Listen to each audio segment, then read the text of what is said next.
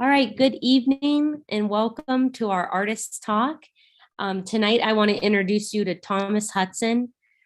Thomas is included in the 2021 Biennial Juried Exhibition here in partnership with the Ohio Arts Council's Riffe Gallery. The exhibition's on view until May 15th, and we're really excited to have you here with us tonight, Thomas. Thank So you. without further ado, I'll hand over the talk to you. And also, if you have any questions to our viewers, if you wouldn't mind writing the questions in the chat or waiting until after the talk. Thank you. Okay. My name is Thomas Hudson and born and raised here in Cleveland, Ohio. Been an artist all my life, always interested in being an artist. I went to Cooper School of Art, and at Cooper, I took the production art program, and that was a one-year course. It was basically the commercial art course of its day. And after I left Cooper, didn't have a job. They had a very good job placement program there, but it was for key lining and paste up. And I thought key lining and paste up was kind of boring in class. And they had two job openings for me in May Company and Higbee's. And I didn't go to the interviews because I didn't want to do key lining and paste up 9 to 5, 5 days a week. So I had no job waiting for me after I graduated from art school. So by the 90s, I got into illustration.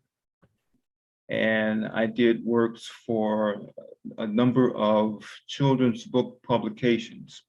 But going back to art school, I discovered an artist named Ken Davies. And he was one of my favorite artists. And this is Ken Davies, my all-time favorite #1 artist. And he published 2 books. And his book showed his step-by-step methods, exactly how he does what he does. And that was it for me. I enjoyed the realism. At first, I wanted to be a comic book artist, and I enjoyed copying the work of the various artists who did comic book work. But then my father told me, it's good that you like doing comic books, but go in a different direction, learn how to do it all. Then I got into painters and Norman Rockwell and James Bama. And then I discovered Ken Davies. And I just love this work. And especially since he showed me how to do it step by step. And then I got a chance to meet Ken Davies. I went to Connecticut and he had a show there at the gallery. And I got there first. And then Ken Davies arrived in his car. And I was just so excited that that was my favorite artist, Ken Davies. And so I waited a while before I went inside the gallery. And then I got a chance to meet him and shake his hand. And then I asked him questions about his work. And then he raised an eyebrow and he says, "Do I know you?" And I said, "No, you don't, sir.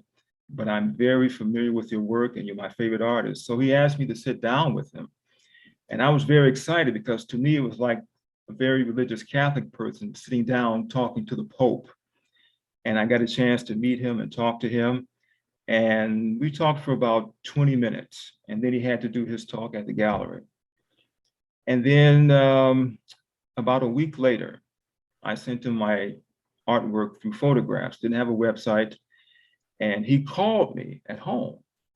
And then he asked me, did I have time to talk? I said, "Are you kidding? Of course I do." And my #1 favorite artist called me at home. And he talked about the business of art. He gave me advice. And it was just a thrill talking to him on the phone. But this is my favorite artist, Ken Davies. And unfortunately, he died December 24th, 2017. So he is no longer with us. But I was very pleased that I got a chance to actually meet him. And this is my favorite artist. Now, this is a drawing I did for a book cover for Just Us Books. See what I can do. I was into illustration in the 90s, and the work was just fantastic. They gave me a good opportunity to do the book cover and the entire book. And this is also another book cover for Just Us Books. This one is called An Overnight Guest. And I had some friends pose for me. That's my daughter in the middle, and that's a friend, Diane, and her daughter, the tall one. And I had to put everything together and get separate reference for the kitchen and a separate reference for the vent and the floor. And I put everything together to come up with this poster. So this is a book cover for Just Us Books. And this is also an illustration I did for a magazine. And they thought the work was fantastic. It was a commission. And I was just doing very good work during the time I was an illustrator.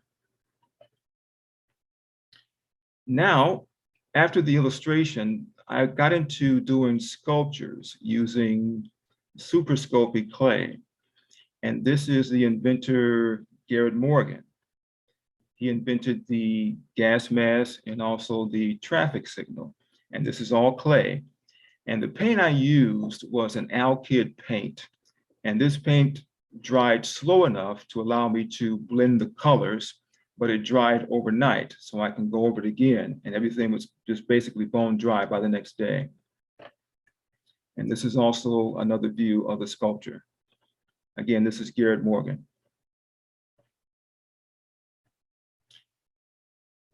I got a job at Arrow International. It was a printing company. And they had a maintenance guy there along with the maintenance crew. And he would walk around with his tool bag on his shoulder. And I would see this guy several days a week. And I looked at this guy and I said, he would make a very good painting. He's a walking painting. And then I got the idea of doing paintings of people dressed in their uniforms. And I was going to call it Uniforms America, but then I changed it to Uniforms at Work. And the whole idea is to focus on people, ordinary, everyday people dressed in their uniform. These are people you see every day at the store, out and about, doing street work, and then you'd forget about them. And so I got the idea of just focusing on people dressed in their uniforms, because usually you can tell the kind of work a person does by looking at the uniform they're wearing. And so this is my theme called Uniforms at Work. And this painting is called Half Inch. This is all oil. I paint very realistically and oil on gessoed panel. And this is called Black Tie. I was working at the Cleveland Skating Club. And this is Jerome, and I asked him to pose for me. And the challenge with this theme is that it's very difficult to get people to pose for you. Most of the paintings you'll see in this review are people that I work with, so they knew me, and I showed them my work, so they were very eager to pose for me. But the challenge is to get someone to pose for you who don't know you, even though I would give them my card and ask them to look at my website. They would kind of think I was kind of nuts because they don't know who I am. They don't know what the pictures are for. And so it was very easy to get these people to pose for me because they knew who I was. This is all oil. And again, I paint very realistically. This is again called Black Tie. And this is Joanne. She worked at the store Save-A-Lot. I thought she would be a very good model to pose for me.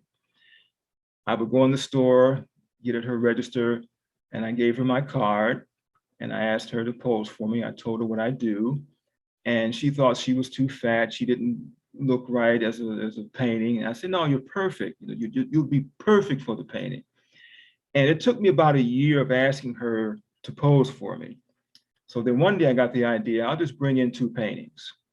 I brought in 2 paintings to the store, and she was just amazed. She said, oh, you did all that? And I said, yes, and I'll paint you exactly this way. And she said, well, when can we meet? When can we meet? And I said, well, we can meet here at the store. I wanted to pose her inside the grocery store next to the produce, but I had to ask the manager for permission. But he said, no, we really can't do that.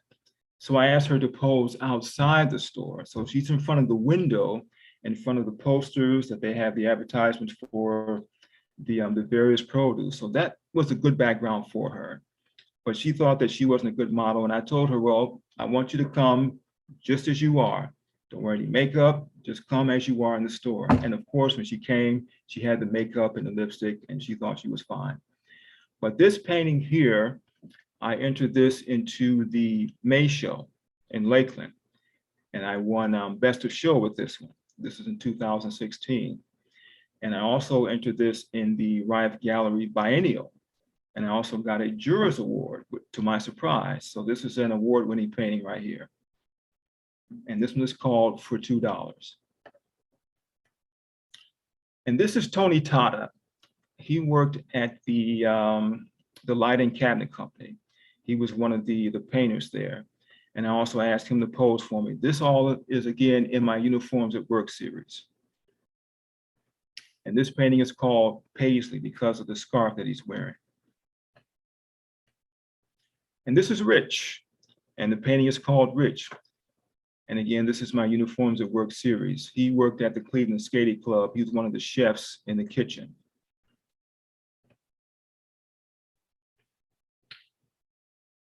And this is called Small Note. And this is my absolute favorite painting. And I asked her to pose for me just as she was. She worked in the kitchen. She did wash the dishes and did the utility work. And her name is Gladys. And I just asked her to pose for me and she did. And when I started doing the painting, I didn't have a title for it. But then I saw that small white note just poking up from her pocket. And I said, that's it. The painting speaks to me and it gave me the title. So the title of this painting is called Small Note. And this is also one of the chefs in the kitchen. And I asked him to pose for me, but he actually posed in front of a blank wall. And so I added that background later with the pipe and the switch. And so I decided to call the painting Switch because of the light switch in the background. And this one took me about 8 months to paint because of all the detail and the cloth in his back pocket, the detail in his pants, the stains and the wrinkles. And again, you can basically tell what kind of work he does by the uniform that he's wearing. He works in the kitchen. And again, the title of this one is called Switch. Now, I also like action figures. And this is the first action figure painting that I did. I wanted to have a trompe-l'oeil effect where it's a poster effect leaning against the wall and you see the cast shadows on the wall. And usually it's a still life painting, and most still life paintings are on a tabletop or a shelf. And I wanted this to be a bit different, and I wanted this figure to be on a rock or a stone, and as if the poster was resting against the stone. And this is the James West action figure. And the background poster is the opening animation for the series, The Wild Wild West. And the idea is to paint the action figure, but make the face look exactly like the actor that this action figure is supposed to be. So this is a theme called Action Figure Mythos. This is the first one. And of course, this painting is called West. And this is also, again, with the action figures. This is a pencil on gessoed panel. And this is just called Ha Ha. And I give homage to Neil Adams, one of my favorite comic book artists. What I did was I just made an enlargement of the comic book cover and I ripped it and then taped it to the wall. And I put the Batman action figure in front of it. And this is all pencil on gessoed panel. The title, Ha Ha. And this is the action figure Hulk. And I got the idea of just kind of an offbeat, off-centered composition. You kind of know who it is already, so I didn't need to show the face. And this is a pencil drawing on gessoed panel in the action figure series. Now, this is going into the plumbing painting ideas I had. And the idea I had was to do a series of plumbing paintings and go door to door to the plumbing businesses and show them my prints for them to give these prints away to their employees as birthday gifts, employee of the week, vacation time, whatever. And I went door to door to the different plumbing businesses, showing them my prints. They liked my work, but they didn't want to buy the prints to give away. And this one is called At Any Hour. Again, this is a pencil drawing on gesso panel. And here's another painting in the plumbing series. This one is called Good Plumbing. And what I did was I ordered the plumbing supplies and tools and pipes through eBay. And I ordered this pull chain from England, I think, and the toilet paper holder was also from England. And I put these two together, and this was again called Good Plumbing. And again, this is oil on panel in the plumbing series. And this is, I did this on panel. This is resting on one of the gesso panels that I work on, and on the top of a cardboard box. And again, in the plumbing series. And I wanted to get a very realistic textured effect with this one. So this is called Pipe Cutter. Now, this is the process of how I work. I start with a line drawing on gesso panel. And the line drawing is the most important part of any painting. If the line drawing is not correct, then your painting is going to look lousy. It doesn't matter how well you paint. If the line drawing is not accurate, it's just not going to look right. So I make sure I have a very accurate line drawing. And a lot of work goes into making sure that it's accurate. After the line drawing is completed, I do what is called a wash-in. And I mix the local color of each object, or the flesh tones, or the hair, or the clothing. And I mix that with a medium called liquid to get it thin enough so the line drawing will show through.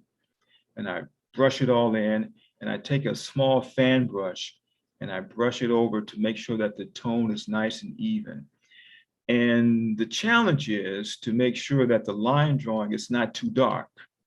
If it's too dark, then it'll be too dark for the next stage, which is the block in. But if it's too light, I can't see it over the wash-in. So that's the challenge. But here, I got it just right. So this is the wash-in stage. Now I start with the block in. And the block in is using the paint straight from the tube, using it opaquely. And the wash-in is complete. Okay. And this is a close-up of the block-in stage. I start with the forehead, and I work my way down to the chin or the neck. Okay. Now you can see me here with my maul stick on the easel, and I'm working on the portrait. And I never paint without my maul stick. Okay, now the block in is basically complete. You can see the block in. This is the first block in, what I call the first pass. So the blocking of the face is complete. The hair is still washed in. The coat collar is still washed in. And this is a close-up of me doing the details of the face in the block in stage.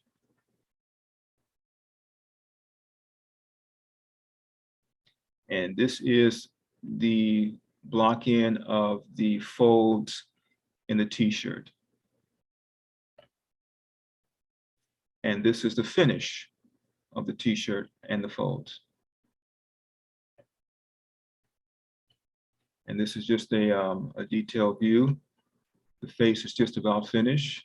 The t-shirt is finished, but the coat collar is still in the wash-in stage. Now I'm beginning to block in the hair. And one of my adversaries in painting is hair. I always struggle with hair. So what I do is I start with small sections and just slowly work my way over one section at a time until everything is complete.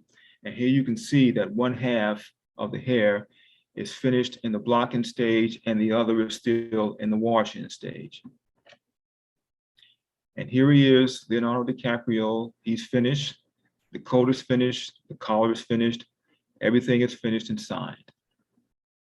And again, this is oil on gessoed panel. And this is the start of a series of painting I did for the Case Western Reserve University. These are the Trailblazer portrait paintings. And here is another one. With this one, I'll tell you, I didn't finish this one. And the deadline was coming up. And I was just struggling with this one. I had to get this one done. I was still working on this at about 9 o'clock in the morning, and it had to be ready for the unveiling at 4 o'clock that afternoon. And I was struggling with this, and I had to turn it in unfinished. I rushed with it, but it wasn't finished. And so after the unveiling was over, and I asked the director if I could get the painting back and just finish the painting, and she allowed me to do that. And here's the result of the painting finished. And this is the third one in the Trailblazer series. Again, these are all oil paintings on gessoed panel. And this is the beginning of a new series that I'm working on called Reminiscent. And these are all pencil drawings on Arches paper. And the whole idea for these is to draw people ranging from the year 1885 up to 1972. And it's called Reminiscent, Our Times Before Yesterday. And this is focusing on ordinary people, a nostalgic vintage look with these drawings. And this one is called Pearl, pencil drawing on Arches paper. And this is the second one in my Reminiscent series. This one is called Look, pencil drawing on Arches paper.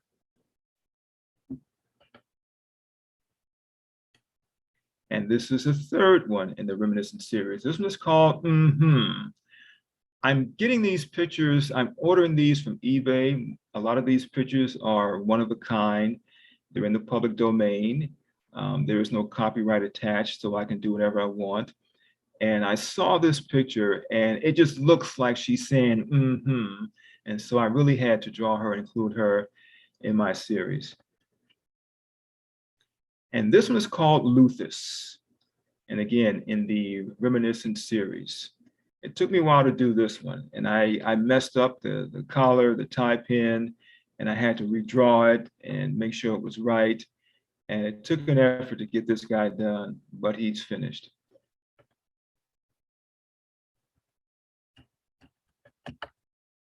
Okay, all right. Oops. Let's see what happened here.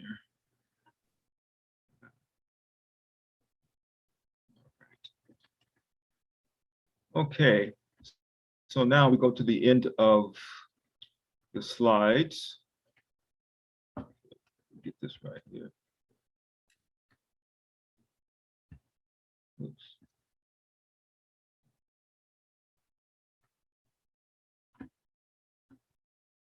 Oops.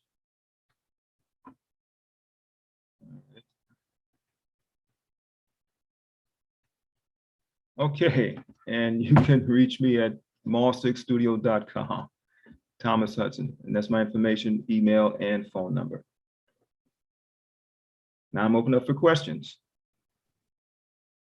Well, thank you so much, Thomas. Your work is absolutely amazing, and You're welcome. I can't believe the level of realism you achieve. It's really remarkable to see it in your insight each stage you progress through your work. A few questions.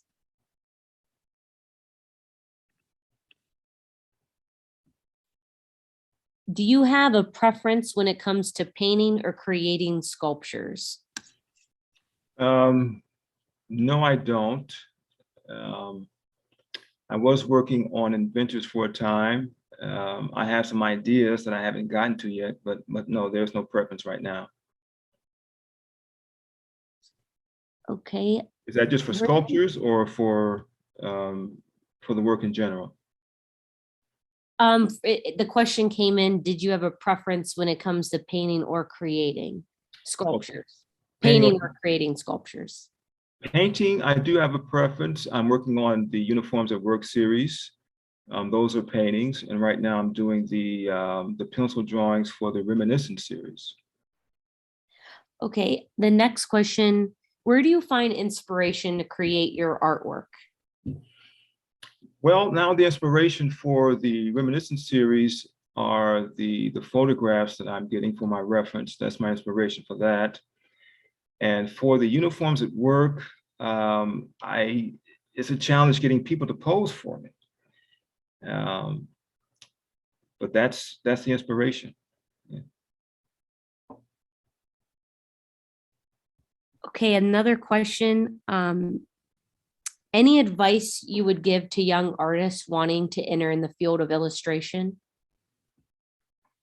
Well, I would say the first thing to do is to practice and improve what you're doing and to become very good at what you do.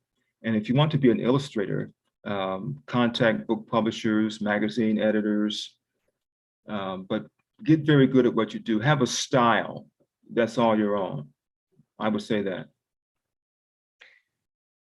And then how long does it take you to complete each stage? Like you showed us from the line drawing to the wash. I guess two questions. How long does it take you within each stage? And when you were applying the wash, which medium was that, oils? Yeah, oil paint. Okay. Well, it depends. The line drawing, I really spend a lot of time on that, and I need to make sure that that's correct. I don't really add up the time, however long it takes me to do it, that's how long it takes. But the line drawing is the most important part. And if it's not right, I'll do it over. And I even gotten to the wash-in stage up to the block-in stage. And for some paintings, it just wasn't working. So I started completely over. But it depends on each painting. Each one has its own lifespan. So it depends. Yeah. Typically, do you know like which piece took the longest in terms, does it take you days, weeks, or months just to achieve one work to final? Yeah, yeah. For a painting, it could take me 4 months. It could take me 6 months. It depends. Each one is different. For the pencil drawings, it could take me a month to do, maybe 4 weeks, maybe 6 weeks. Each one is different. Yeah. Wow, I'm really amazed with just the realism you achieve. It looks like a photograph. Thank you. And another question came in. How long did it take you? Because in the beginning of the lecture, you mentioned that you wanted to go into comic book illustration. How long did it take you to depart from that style and really achieve such a hyper realism in your work? Well, with the comic book work, I copied the comic book artists that I liked, and I got all the way up to Neil Adams. He was considered the best, and he's still active today, the best in the business, and he drew very realistically. And I copied his work, and it was up until the age of 22 that I still wanted to be a comic book artist. And I mentioned before, my father sat me down and talked to me, and he told me, it's good that you like comic books and you want to draw comics, but learn how to do it all. Look at what painters are doing. Check out fine art. And I did that. And I saw the works of Norman Rockwell, James Bama, again, my favorite, Ken Davies, and Salvador Dali, Maxfield Parrish. And I always was attracted to the guys who painted realistically. And so I kind of made the switch from comic books to fine art painting. And that's where I am today. I love looking at the works of other artists, the realistic work, and I kind of stayed in that mode of drawing and painting realistically.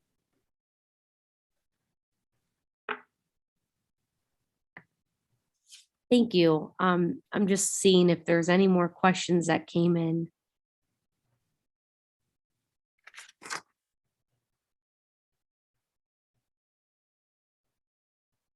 Oh, the same question, how long does it take throughout your process? One last one. Do you ever use a grid? Or do you freehand the line drawing? I used to use a grid when I first started, but that kind of got in the way. What I do is I project the photo reference to the paper, and I just make an outline of that. Can't get a whole lot of detail. The projection just gives me the size I want and the position. And Oh, it's not an ability saver, but it's a time saver. You still have to know how to draw. So it's just a basic outline of the image, and then I take it from there. And then I go through the process of drawing the image and then transferring that to the panel, and then drawing it over again to get all the details and making sure that it's accurate. oh, it's interesting. Thank you for sharing. Mhm. Any more questions from our viewers? We had some really good ones come in. And beyond having your work displayed at Medici, can we find your work displayed anywhere else? At the Riffe Art Gallery. Okay. Mhm. And that's it, the Medici and the Riffe Art Gallery. Those are the two current exhibitions. Any future shows upcoming? Well, I have a show coming up in the Artist Archives of the Western Reserve. I think that's coming up later this month. I'll have a piece in that one, and that's it. Oh, that's exciting. Well, I really thank you for joining us tonight and giving us the privilege of sharing your amazing work with us. I really personally learned a lot seeing your process and really appreciate you taking the time to put this together for us. It's really informative. And I do encourage our audience and patrons to come visit Medici Museum of Art. We're located in Warren, Ohio. The admission is free. So please come and check out Thomas's two works in the exhibition. You don't want to miss it. And again, the exhibition is up until May 15th. Thank you so much. You're very welcome.